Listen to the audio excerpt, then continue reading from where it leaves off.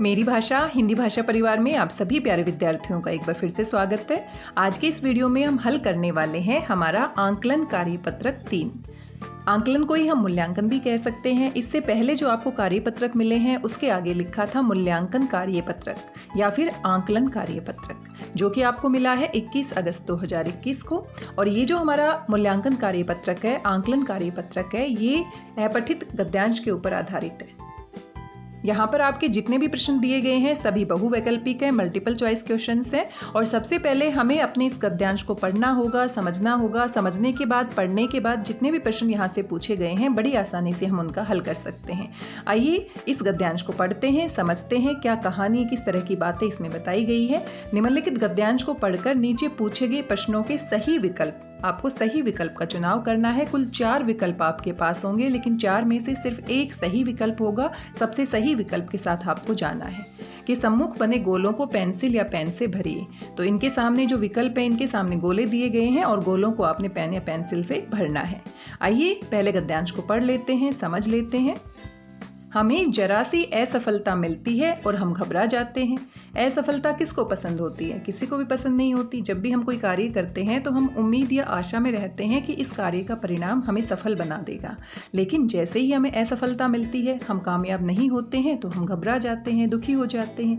जबकि जीवन में हमेशा चुनौतियाँ मिलती रहती हैं। ऐसा नहीं है जीवन में कभी कोई चुनौतियाँ नहीं आती। हर कदम पर हमें नई नई चुनौतियों का सामना करना पड़ता है। अनेक प्रकार की सफलताओं को प्राप्त करने के लिए पहले असफलताओं का सामना करना पड़ता है, अनेक बार प्रयास करने पड़ते हैं, तभी जाकर हमें सफलता मिलती है। पल प्रतिपल, पल यानी कि एक क्षण जो होता है, एक पल जो होता है, समय का बहुत छोटा हिस्सा। और प्रतिपल, प्रतिपल यानी कि हर एक पल, प्रति का अर्थ होता है हर एक पल। तो पल प्रतिपल किसी भी व्यक्ति का जीवन संघर्ष में होता है। हमारे जीवन का जो पल पल होता है, हर एक क्षण जो होता है, वो संघर्ष से भरा होता है। ऐसा नहीं है जीवन बहुत आसान होता है।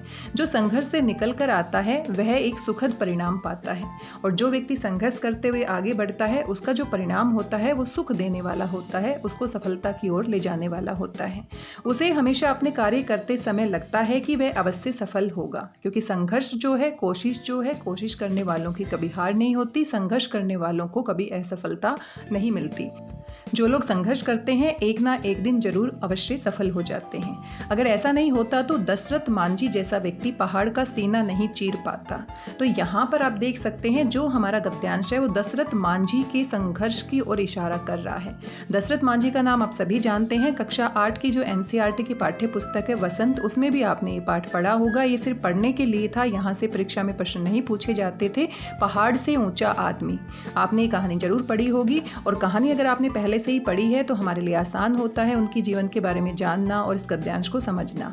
उनकी पत्नी का देहांत सिर्फ इसलिए हो गया, पत्नी का देहांत, देहांत होता है मृत्यु, सिर्फ इसलिए हो गया कि वह इतने लंबे चौड़े रास्ते से अपनी पत्नी को इलाज के लिए अस्पताल नहीं ले जा पाई, क्योंकि उनकी पत्नी बीमार थी और वो एक गांव में रहते थे। गांव से शहर जाने के लिए, अस्पताल तक जाने के लिए एक लंबा रास्ता तय करना पड़ता था। पूरे पहाड़ के चारों तरफ घूम के वहां से जाना होता था।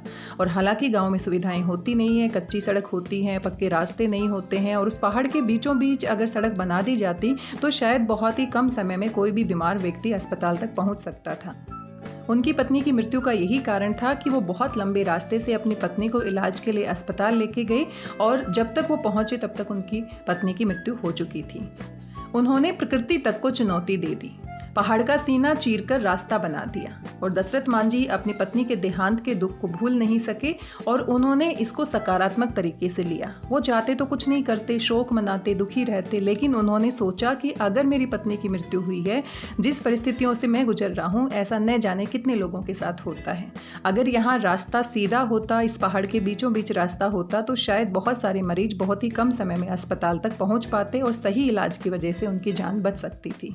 जब तक व्यक्ति खुद पर विश्वास नहीं करेगा तब तक वह व्यक्ति सकारात्मक परिणाम नहीं दे सकता।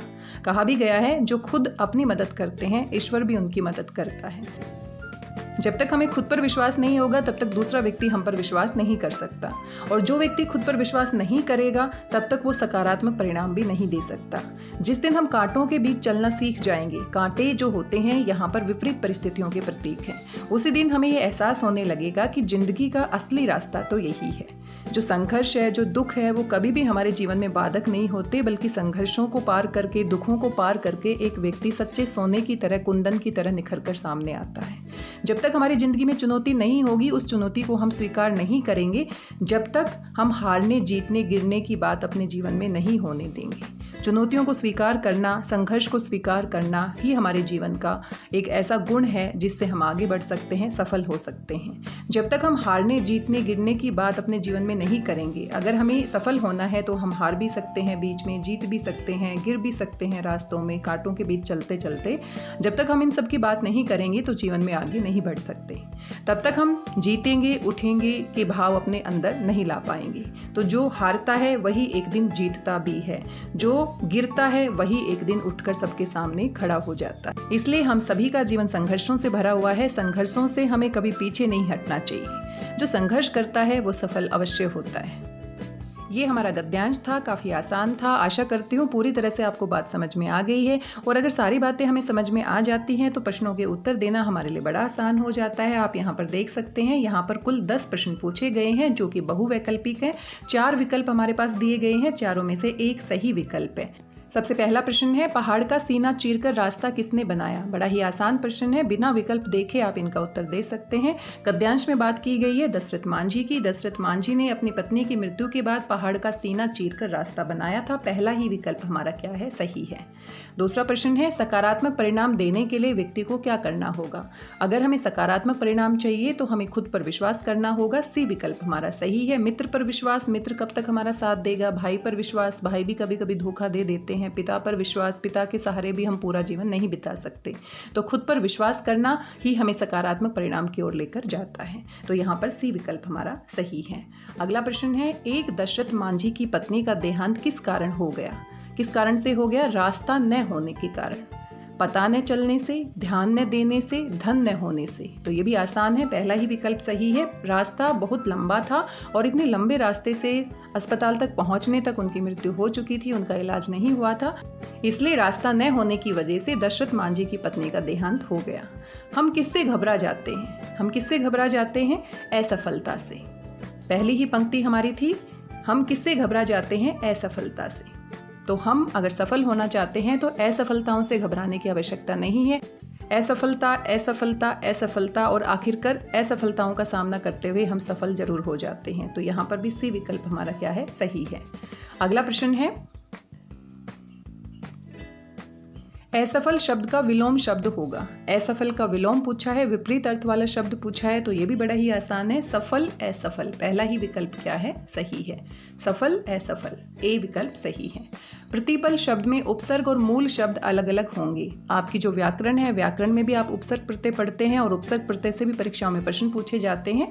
तो यहाँ पर प्रति हमारा क्या है? उपसर्ग है, और पल हमारा क्या है? मूल शब्द है। तो हमें उपसर्ग और मूल शब्द ये दोनों ही बताने थे। तो यहाँ पर आप देख सकते हैं प्रति और पल, ये सबसे सही विकल्प है। ए विकल्प हमारा क्या है? सही है। प्रति यहाँ पर उपसर्ग का कार्य कर रहा है। प्रति मतलब हर, और पल यानी कि क्षण, हर पल। मृत्यु शब्द का अर्थ इनमें से होगा, तो मृत्यु का पर्यायवाची शब्द आपसे पूछा गया है। जीवन, ये तो इसका विलोम शब्द हो जाएगा। बीमार नहीं। देहांत, देहांत का अर्थ क्या होता है? मृत्यु होना। उनकी पत्नी का देहांत हो गया था, यानी उनकी पत्नी की मृत्यु हो गई थी, तो यही हमारा क्या है? इसका अर्थ है। और सुखी, ये तो बिल्कुल भी नहीं है। पहाड़ शब्द का समानार्थी शब्द होगा, तो पहाड़ का पर्यायवाची शब्द पूछा है। समुद्र, बिल्कुल नहीं। झरना, बिल्कुल नहीं। पर्वत, बिल्कुल सही है। पर्वत को ही हम क्या कहते हैं? पहाड़ कहते हैं। बड़ा ही आसान प्रश्न है, आप आसानी से इसको कर सकते हैं। नद, नदी ही होती है, तो यहाँ पर सी विकल्प सबसे सही है। आइए अगला प्रश्न देख लेते हैं।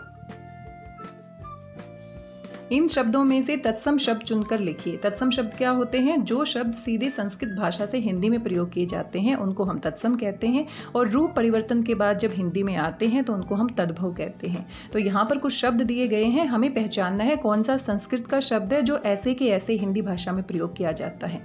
संघर्ष, एहसास, इलाज, खुद। यहाँ पर संघर्ष जो शब्द है वो हमारा क्या है? तत्सम है। सीधा संस्कृत में भी प्रयोग किया जाता है और हिंदी में भी सीधे के सीधे प्रयोग किया जाता है, बिना किसी रूप परिवर्तन के। ए विकल्प यहाँ पर सही होगा। मानव और मनुष्य शब्द किस शब्द का पर्यायवाची शब्द है? तो मानव और मनुष्य हम किसको कहते हैं? आदमी को कहते हैं। बिना विकल्प पढ़े ही सारे के सारे आप आसानी से इसको भी कर सकते हैं। ए विकल्प हमारा क्या है? सही है। आदमी, मानव, मनुष्य। पक्षी नहीं, वानर नहीं, पशु नहीं। तो ये हमारे कुल 10 प्रश्न थे जो कि अपठित गद्यांश के ऊपर आधारित थे, साथ में बहुवैकल्पिक प्रश्न थे। तो बड़े ही आसान प्रश्न थे, ऐसा कोई भी प्रश्न नहीं था जिसमें आपको परेशानी हो, जिसमें आपको शंका हो। आइए जल्दी से इन सभी प्रश्नों को एक बार फिर से देख लेते हैं कौन कौन से उत्तर यहाँ पर दिए गए हैं। तो सबसे पहला जो हमारा प्रश्न था, पहाड़ का सीना चीरकर रास्ता किसने बनाया था? दशरथ मांझी ने, आप अच्छे से जानते हैं। दूसरा हमारा प्रश्न था, सकारात्मक परिणाम देने के लिए व्यक्ति को क्या करना होगा? खुद पर विश्वास करना होगा। एक, दशरथ मांझी की पत्नी का देहांत किसके कारण हुआ था? रास्ता न होने के कारण हुआ था। हम किससे घबरा जाते हैं? असफलता से घबरा जाते हैं, जो कि हमें नहीं करना चाहिए। असफल शब्द का विलोम शब्द होगा सफल।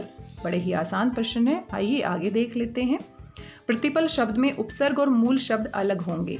तो यहाँ पर प्रति हमारा उपसर्ग है और पल हमारा क्या है? यहाँ पर मूल शब्द है। मृत्यु शब्द का अर्थ इनमें से होगा देहांत को ही हम मृत्यु कहते हैं। पहाड़ शब्द का समानार्थी शब्द होगा, पर्यायवाची शब्द होगा। पहाड़ को हम पर्वत भी कहते हैं, यहाँ पर सी विकल्प सही होगा। इन शब्दों में से तत्सम शब्द चुनकर लिखिए। तो तत्सम शब्द जो सीधे संस्कृत से प्रयोग किए जाते हैं बिना किसी रूप परिवर्तन के, संघर्ष शब्द यहाँ पर सही है। मानव और मनुष्य शब्द किस शब्द का पर्यायवाची शब्द है? तो आदमी को ही हम मानव कहते हैं और मनुष्य कहते हैं। ये कुल हमारे 10 प्रश्न थे और साथ में आप देख सकते हैं कोविड-19 के संदर्भ में अभी लड़ाई खत्म नहीं हुई है। हमें पूरी सावधानी बरतनी है, नियमित रूप से अपने हाथों को साबुन और पानी से धोना है, घर से बाहर जाते समय मास्क पहनना है और किसी भी प्रकार की लापरवाही नहीं बरतनी है। आज की इस वीडियो में बस इतना ही। आशा करती हूँ सभी प्रश्न आपको समझ में आए होंगे। मिलते हैं अगले वीडियो में किसी नए मूल्यांकन कार्यपत्रक के साथ। तब तक स्वस्थ रहिए, व्यस्त रहिए, मस्त रहिए, खुश होकर पढ़ते रहिए। मेरी भाषा हिंदी भाषा परिवार के साथ जुड़ने के लिए आप सभी का धन्यवाद, बहुत बहुत धन्यवाद।